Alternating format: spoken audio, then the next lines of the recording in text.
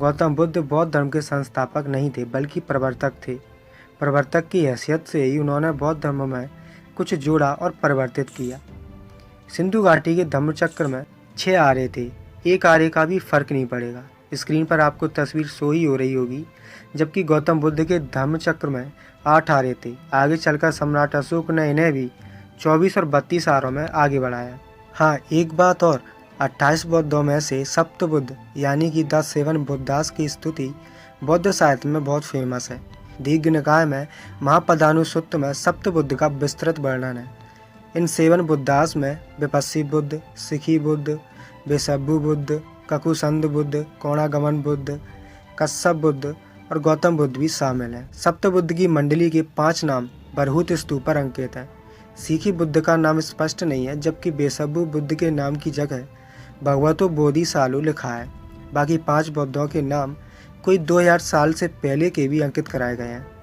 सप्त बुद्ध का दूसरा प्रमाण हमें सांची स्तूप पर मिलता है, जिसमें 3 स्तूप और 4 बोधि वृक्ष के माध्यम से सप्त बुद्ध को दर्शाया गया है। सप्त बुद्ध का तीसरा सबूत हमें एलोरा की गुफा नंबर 12 में मिला है, जिसमें सप्त बुद्ध को पत्थरों पर उकेरा गया है। सप्त बुद्ध के अनेक पुरातात्विक प्रमाण हैं। कैलिफोर्निया की म्यूजियम में पाकिस्तान और भारत से प्राप्त सप्त बुद्ध की अलग अलग 2 मूर्तियां रखी हुई हैं।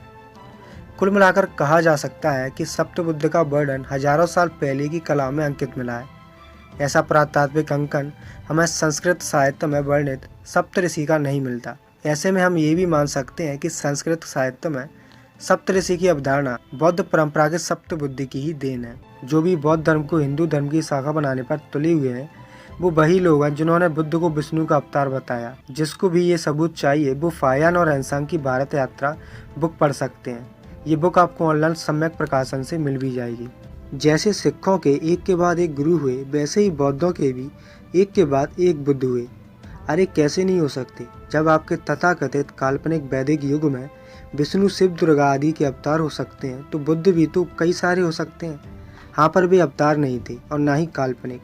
इनका साक्ष्य मिला है, सबूत मिले हैं। दरअसल क्या है कि ये ब्राह्मणवादी गपोड़ियों ने जैसे ही बुद्ध के प्रमाण मिलने शुरू हुए, तो इन लोगों ने 19-20वीं सदी में फर्जी के गपोड़ी वैदिक युग को वहाँ पर फिट कर दिया। जरा सोचिए कि जिस तरह से सिंधु सभ्यता में शिलाएं मिल रही हैं, स्तूप मिल रहे हैं, पहनावा मिल रहा है, कल्चर मिल रहा है, वे सभी चीज़ें श्रवण संस्कृति से मिल रही हैं, तो फिर बीच में ये वैदिक फैदिक कहाँ से आ रहा है? सोचिए कितना मानसिक हेर फेर किया गया है हम सबके साथ। इसलिए आप सभी को अपने ही लेखकों के साहित्य पढ़ने चाहिए, क्योंकि शिकारी के इतिहास में शिकारी के ही गुणगान होंगे, ना कि हिरण के।